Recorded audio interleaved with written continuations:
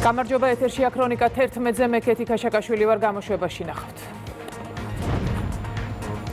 ჰელსინკის კომისიის ბრალდებები საქართველოს წინააღმდეგ და პოლიტიკური შეფასებები თბილისში. პოლიციამ ნარკოდანაშაულის ბრალდებით უცხო ქვეყნის 2 მოქალაქე დააკავა.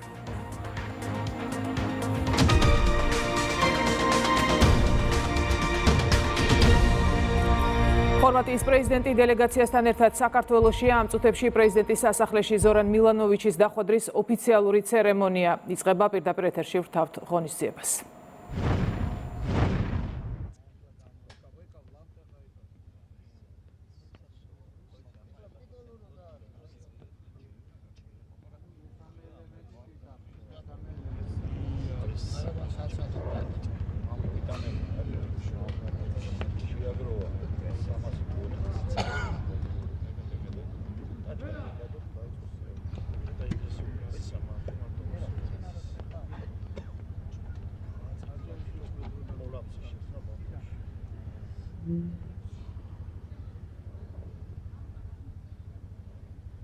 Orkestris smena.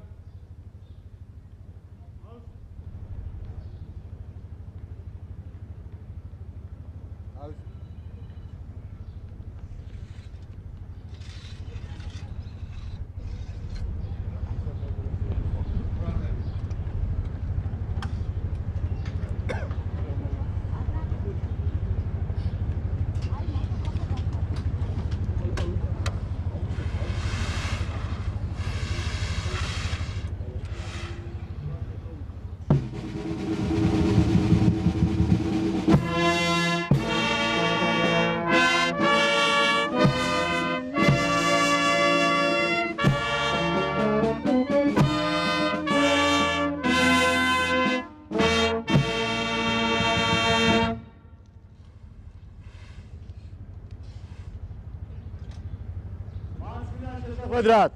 Ритуал. Зе.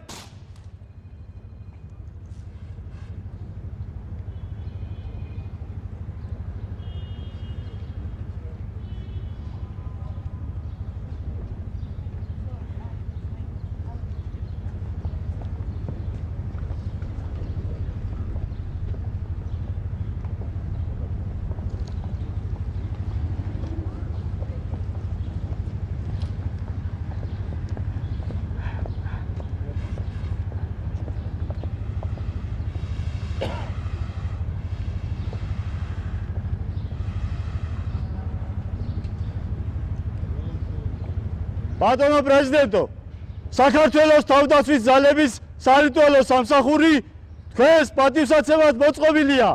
სამსახურის უფროსი ვიცე-პოლკოვნიკი გოგელიძე.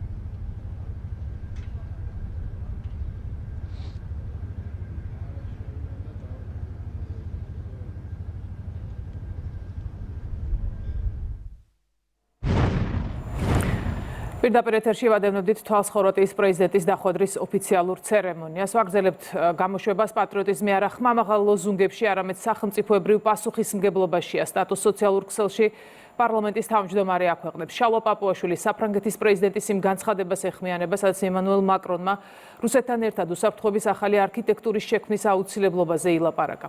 გეოგრაფიას ვერ შეცვლი, ვერც ისტორიას წაშლი ამ სიმართლეს, ვინც თვალს უსწორებს, ის ქვეყანას იცავს, წერს შალვა პაპუაშვილი. ცნობისათვის საფრანგეთის უკიდურესი აღმოსავლეთის საზღვრიდან რუსეთის უკიდურეს დასავლეთ საზღვრამდე 2000 კილომეტრია. საოკუპაციო ხაზიდან საქართველოს მთავარ სატრანსპორტო არტერიამდე კი 500 მეტრი. ეს მძიმე ხელშესახები და გეოგრაფიული განსხვავება სრულიად განსხვავებულ ვითარებაში გვაყენებ ჩვენ და საფრანგეთს. ეს არის სხვაობა მათ თეორიულ რიტორიკასა და ჩვენი რეალური პასუხისმგებლობის სიმძიმეს შორის, გეოპოლიტიკურ განცხადებებსა და გეოპოლიტიკურ გადაწყვეტილებებს შორის. ვინც ისტორია იცის და მის გაკვეთილებზე თვალს არ ხუჭავს, ყველა მიცოდა რომ ფსევდოღირებულებით ცხაპრებს ასეთი დასასრული ექნებოდა.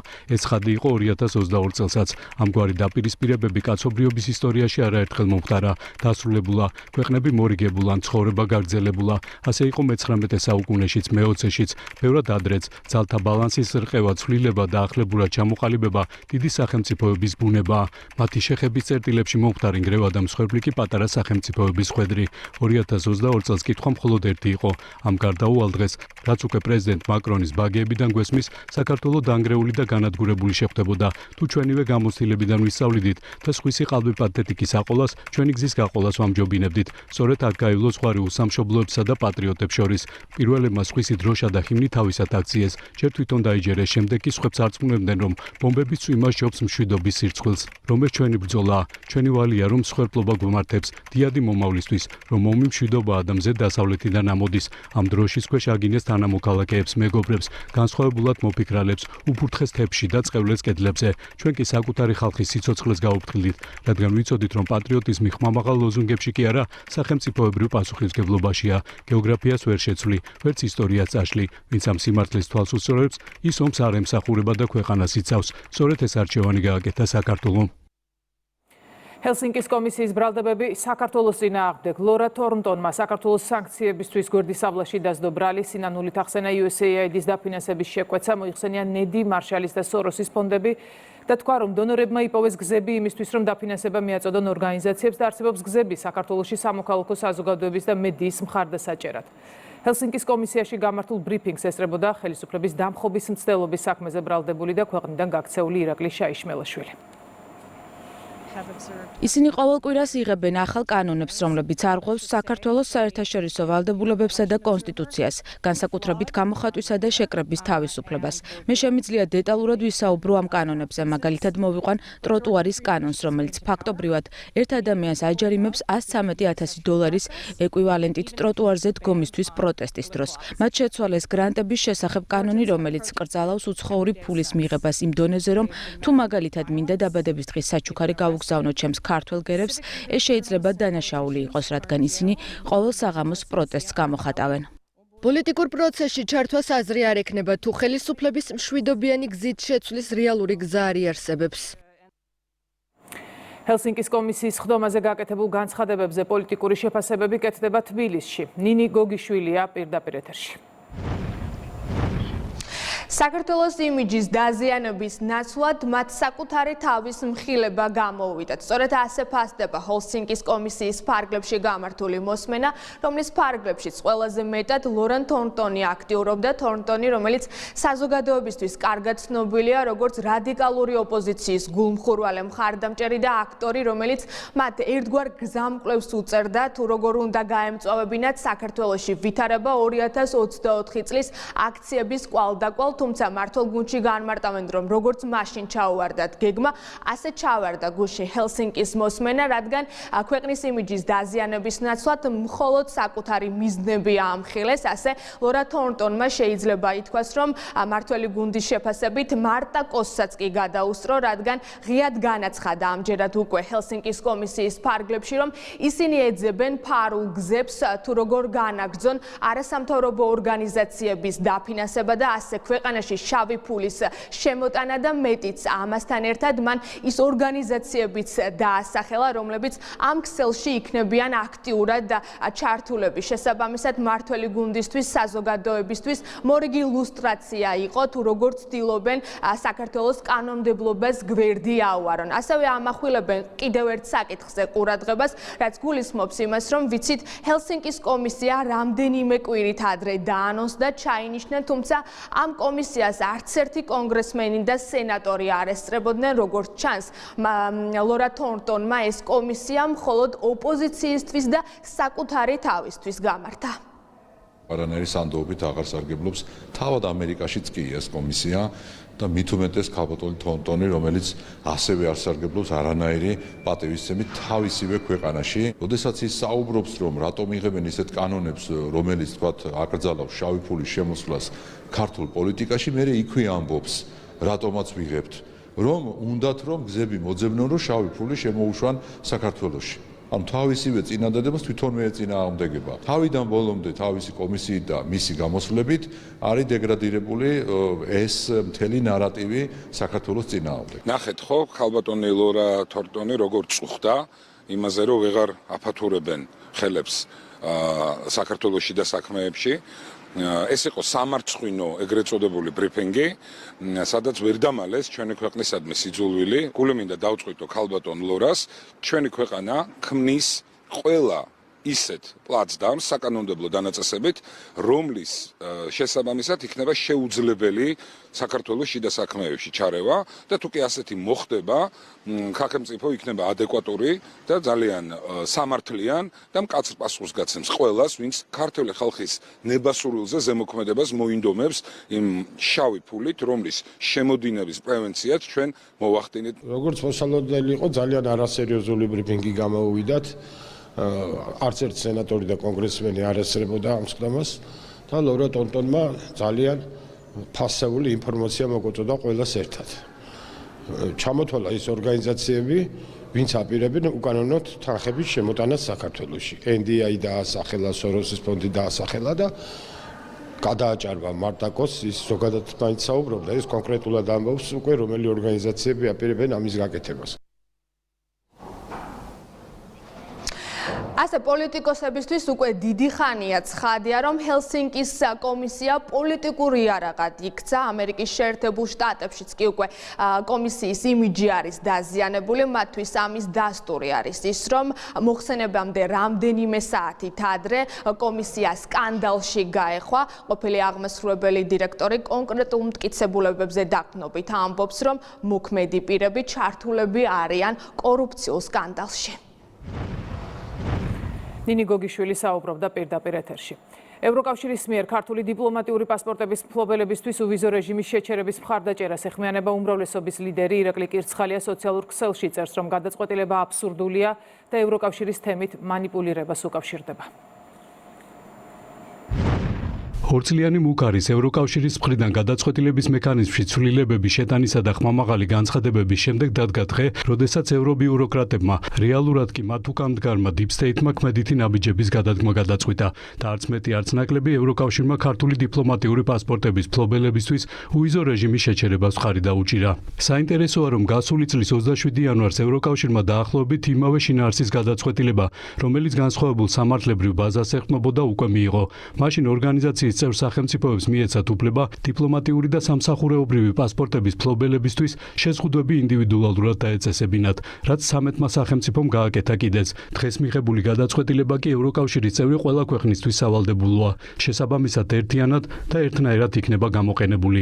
ჩვენი ქვეყნის პირველი პირებისა და ქართული ოცნების სხვა წარმომადგენლების მხრიდან არაერთხელ გაკეთდა განცხადება, რომ დიპლომატიური პასპორტების შეზღუდვა მათთვის დაბრკოლებას არ წარმოადგენს და ეს მათზე გავლენას ვერ მოახდენდა. იმასთან ერთად, რომ თუ კი სასწორზე ქვეყნის ინტერესები და სავიზო რიგში დგომადებს, ეს უკანასკნელი პრობლემას არ წარმოადგენს.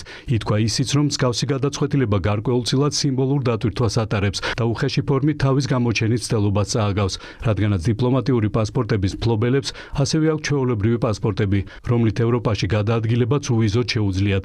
აბსურდულობის კიდევ ერთი ნიშანი ის არის, რომ მაგალითად თუ კი ბალტიისპირეთის ქვეყნების მხრიდან დიპლომატიური პასპორტების მფლობელებისთვის უვიზოდ მიმოსვლის ერთხელ უკვე შეჩერებამ ვერ ვერ იქონია გავლენა საქართველოს ხელისუფლებაზე, Deep State-ის წარმომადგენლები რატომ ფიქრობენ, რომ მეორედ ამის გაკეთება, ან მაგალითად დანიაში იგივე მექანიზმის ამოქმედება გარდამტეხი იქნება. შესაძლოა ასე არც ფიქრობენ, თუმცა სვლები, რომლის გაკეთებაც მათ შეუძლიათ მინიმალური რაოდენობის და თან ერთი მეორეზე აბსურდულია. გასულმა წლებმა გვიჩვენა, რომ Deep State-მა, რომელმაც მთელი ევროპა უფსრულის პირას მიიყვანა, საქართველოს ხელისუფლებას ვერაფერი მოუხერხა. იმაზე, რომ ევროპა ძალიან რთულ ღირებულებით კრიზისშია, უკონტროლო მიგრაციასა და თავსმოხვეულ აბსურდულ იდეოლოგიას ვერ უმკლავდება დონალდ ტრამპისა და ჯეი ივენსის შეფასებებიც კმარა. სწორედ დასუსტებული ევროპის და უსიტყვოდ მორჩილი ბიუროკრატების ხელით სურთ Deep State-ს ქართული ოცნების ხელისუფლებაზე ზეწოლის განხორციელება. თუმცა გონივრული პოლიტიკის და სწორი მანევრირების პირობებში ჩვენი ქვეყნის სახელისუფლო გუნდს გასაღები ვერ მოუძებნა. საბოლოოდ კი ისეთი სულელური სვლების გაკეთების შესაძლებლობა დარჩათ, როგორც დიპლომატიური პასპორტების ფლობელებისთვის უვიზოდ მიმოსვლის შეჩერებაა. შეგახსენებთ, რომ დიპლომატიის რანგის მქონე ადამიანები მთელი მსოფლიოს მასშტაბით გამარტივებულად უვიზოდ გადაადგილდებიან. შესაბამისად, ეს გადაწყვეტილება საერთაშორისო ურთიერთობებში არსებულ წესებს პირდაპირ ეწინააღმდეგება. გამოდის, რომ Deep State-მა საერთაშორისო ხელშეკრულებები და ელემენტარული ლოგიკა არაფრად ჩააგდო. მხოლოდ იმიტომ, რომ ქართული ოცნების წინააღმდეგ მიიღო გადაწყვეტილება, რომლის გავლენაც ქართულ ოცნებაზე ნულოვანია. ამაზე სულელური და კომიკური რა უნდა იყოს. ეს ყველაფერი კი ერთადერთ რამეზე მეტყველებს. ქართული ოცნების ხელისუფლებამ წარმატებულად ითამაშა Deep State-ის ყველანაირი ხლიკი წინას არ გათვალა. პრევენციული ქმედებებიც განახორციელა და არსენალში მხოლოდ ისეთი სვლები დაუტოვა, რომლებიც ან უშედეგოა, ან მათივე ინტერესების საწინააღმდეგოდ იმოქმედებს. ამიტომ მხოლოდ იმისთვის, რომ ევროკავშირის თემით მანიპულირება გაგრძელდეს, ასეთი აბსურდული გადაწყვეტილებების მიღება უწევთ. საკალათო სასამართლოში გიგა ავალიანის საქმეზე სასამართლო პროცესი გადაიდო იმის გათვალისწინებით, რომ ბრალდებულებს ბრალი დაუმძიმდათ, ამ შუამდგომლობით სასამართლოს პროკურატურამ მიმართა. ორივე ბრალდებულს მიმართ დაამძიმდა და ამ შემთხვევაში სხვა კვალიფიკაცია წარედგინა. ბრალდების ხარე განმარტავს, რომ ჩატარებული გამოყოფილ საქმეზე, რაც გამოძიების ეტაპზეა, ჩატარებული ასეულობით საგამოძიებო მოქმედების შედეგად ცალსახად დადასტურდა გიგა ავალიანის მიმართ ჯანმრთელობის განზრახ მძიმე დაზიანებას, რამაც სიცოცხლესობა გამოიწვია. ერთადერთი ხასიათი ჰქონდა, ეს იყო ჯგუფური წინასწარ დაგეგმილი და შემდეგ განხორციელებული ქმედება. პროცესი გადაიდო იქედან გამომდინარე, რომ სამართლებრივი პროცედურები უნდა განხორციელდეს გარკვეული, რაც საბოლოო ჯამში მე ამ ყველა საქმეს ერთიან საქმედ მოაქცევს და შესაბამისად მოხდება სასამართლოში მისი არსებითი განხილვა. შინაგან საქმეთა მინისტრმა გეკა გელაძემ პირველ მოადგილე რონი მესხთან ერთად თბილისის პოლიციის დეპარტამენტის ხელმძღვანელებთან სამუშაო შეხვედრა გამართა. გეკა გელაძემ თანამშრომლებს დეპარტამენტის დირექტორის ახლად დანიშნული მოადგილე თეიმურაზ კუპატაძე წარუდგინა. თეიმურაზ კუპატაძეს შინაგან საქმეთა სამინისტროს დაცვის პოლიციის დეპარტამენტის თავმჯდომარის პოზიცია ეკავა. ის აღნიშნულ თანამდებობაზე გიორგი ალადაშვილმა შეცვალა. ცენტრალური კრიმინალური პოლიციის დეპარტამენტისა და ფინანსთა სამინისტროს შემოსავლების სამსახურის საბაჟო დეპარტამენტის თანამშრომლებმა განსაკუთრებით დიდი ოდენობით ნარკოტიკული საშუალებისა და ფსიქოტროპული ნივთიერების საქართველოში უკანონო შემოტანის ფაქტი აღკვეთეს. პოლიციის მიერ ნარკოდანაშაულის ბრალდებით დაკავებულია ისრაელის და რუსეთის ორი მოქალაქე. სამართალდამცველებმა თბილისის საერთაშორისო აეროპორტში ბრალდებულების პირადი და ხელბაგრის შემოწმებისას განსაკუთრებით დიდი ოდენობით სხვადასხვა დასახელების ნარკოტიკული საშუალება და ფსიქოტროპული ნივთიერება ამოიღეს. დანაშაული 20 წლამდე ან უვადო თავისუფლების აღკვეთას ითვალისწინებს.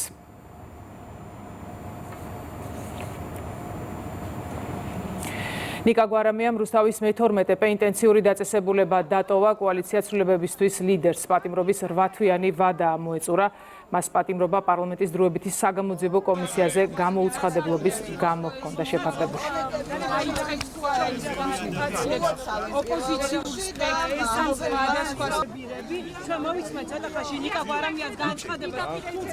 ხერხულად გრძნობ თავს რომ არ დაგიმალოთ. რომ ადამიანები რჩებიან კიდევ. ბოლომდე ვიბრძოლებ მათი აქედან გამოსაყვანად. ერთად უნდა ხედავდნენ, ერთად უნდა მუშაობდეთ და ერთად უნდა მოვიტანოთ ეს შედეგი. აფხაზეთის საინფორმაციო ანალიტიკური ცენტრის ორგანიზებით ბათუმში ქართულ-აფხაზური საგას წარმომადგენლებთან შეხვედრა გაიმართა. შეხვედრაზე ძირითადი აქცენტი სამშვიდობო ინიციატივებსა და შერიგების პროცესში ახალგაზრდების ჩართვის გაძლიერებაზე გაკეთდა. დღევანდელი დღე კიდევ ერთხელ ხაზს უსვამს, რამდენად მნიშვნელოვანია ქართულ-აფხაზური კულტურის, ენის, ფასეულობების დაცვა და განვითარება. ქართულ-აფხაზური საგა არის მაგალითი თუ როგორ უნდა განავითარო და პოპულარიზაცია გაუწიო ქართულ-აფხაზურ კულტურას. აფხაზეთის მთავრობა სამომავლოდ აქტიურად გააგრძელებს ამ ორგანიზაციის მხარდაჭერას. ქართულ-აფხაზური საგა ეს არის პროექტი, უფრო სწორად ეს არის ნარატივი, რომელიც მოიცავს ქართულ-აფხაზურ ურთიერთობებს, ისტორიას, მეხსიერებას. აუცილებელი არის დიალოგი ქართველსა და აფხაზებს შორის. ახალი ამბები ამ დროისთვის ქრონიკა ეთერში დაბრუნდება 14 საათზე დროებით.